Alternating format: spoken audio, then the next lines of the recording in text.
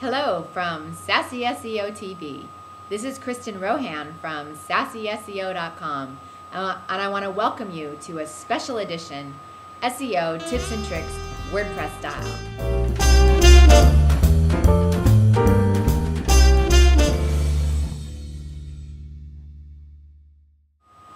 I was lucky enough to speak at the Sydney Business and Technology Users Group last week, where I shared my SEO best practices for using WordPress. WordPress is very flexible and scalable, so whether you are starting a new site or revamping an existing one, whether you do search engine optimization for your business or company, or whether you outsource it, WordPress is an excellent solution for integrating search engine optimization into your website. Now quickly, there's a difference between having a free site on WordPress.com or having a hosted site on WordPress.org. If you are running a business or have a company, I suggest a self-hosted version through WordPress.org. Before I go into WordPress-specific tips and tricks, I just want to briefly go over SEO universal best practices. First, you want to make sure that you always have quality, refreshed content.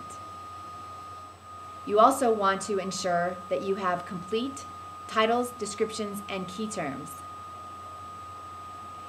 You want to make sure you have a good linking strategy, internal and external, that you use friendly URLs, that you use headings, H1 and H2 tags, that your site is easy to navigate and clearly organized, and that you participate in social media. So make sure that you go where people are having conversations and ensure that you're part of them. Communication is two-way, not one-way. Before you revamp your site or create a new one, I urge you to have a long-term strategy. Think about what you want your site to become a year, 2 years, 5 years down the line. And that will help you design a simple and effective site. Think about what you want your homepage to be, not just one long blog post, post after post after post. You want to make sure in a year from now, when people come to your homepage, they quickly know what you do and move to different categories or different sections of your site to get more information. You can look at my last video about homepage essentials for more tips on that. You also want to make sure that you don't double categorize your posts so that they show up in too many areas of your site. It's okay, you might think it's okay now while there's only a few posts on your site, but think about a year from now when you have 100 or 200 posts. You want to make sure that you have a clear idea and navigation for your site. I want to briefly touch upon categories and tags as they're used frequently in WordPress. Once you start writing your articles or your posts, you'll realize you can put them into separate categories or add tags to them. What I suggest is to think about the main sections of your new site and what categories or subsections would fit under them. So if your business is pants, your categories would be ladies' pants or men's pants. That way, you can clearly separate what products you're offering. If you put tags on them, those are kind of like keywords that are going to sit on your site.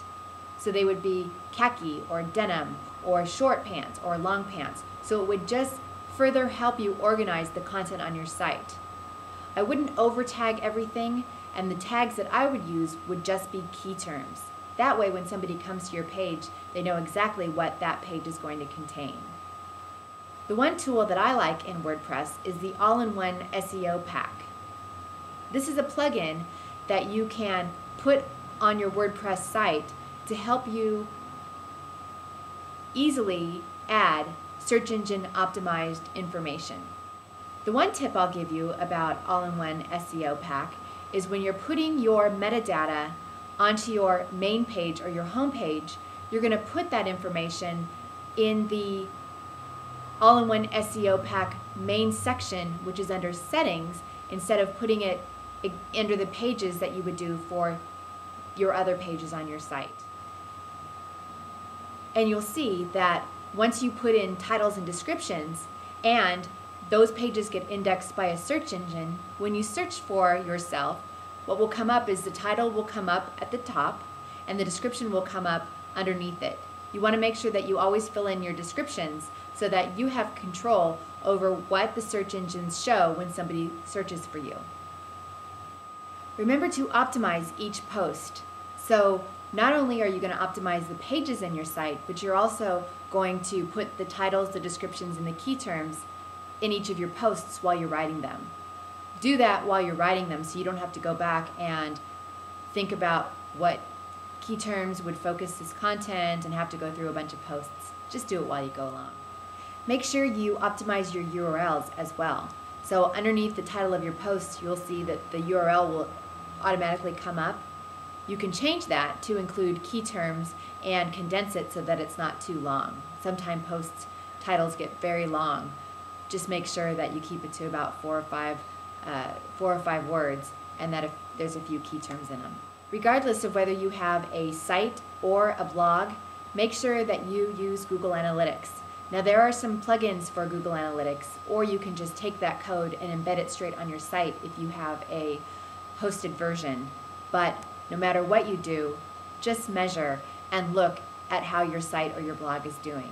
It will help you to come up with new content to write on your blog or on your site, or know what your visitors are doing, what pages that they are frequenting. Now that you have a snappy new site, how are you going to get traffic? Here's a few tips. Refresh your content frequently and always write about what is relevant and valuable to your audience, and what's relevant and valuable to you too.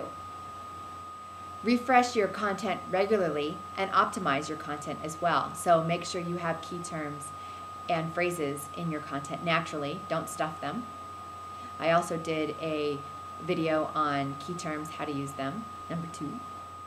Link to related content. So if there are other sources out there that are related to you and that they're reputable sources, write posts about write your own content and link to them for further information or further resources. Engage with your visitors. So if somebody comments on your posts, make sure that you respond back to them and thank them for participating, or answer any questions that they might have. Comment on other blogs. So if there are some really good industry resources, make sure you read those blogs and those articles and write thoughtful comments linking back to your blog. And engage in Twitter so that you can let your followers know when you've written a new post or when you're offering a new product or service. Some of the top SEO mistakes I see with people that use WordPress, well, first of all, they double categorize their posts or use too many tags, which we talked about a little bit earlier. They use a homepage to be a catch-all for all their posts, so eventually your homepage becomes longer and longer and longer, and people can't quickly find the most relevant information for themselves. That they have no vision or long-term strategy, that they just keep putting posts willy-nilly onto their site, and eventually a year later it just explodes with content. Even if it's good content, it still should be easily organized content. Or they don't measure or analyze what's happening on their blog or their site. So that's it. Some easy SEO tips and tricks for you to get started in WordPress. If you want to learn more about WordPress SEO, I've included some resources in my presentation that I've put in the comment section of this video.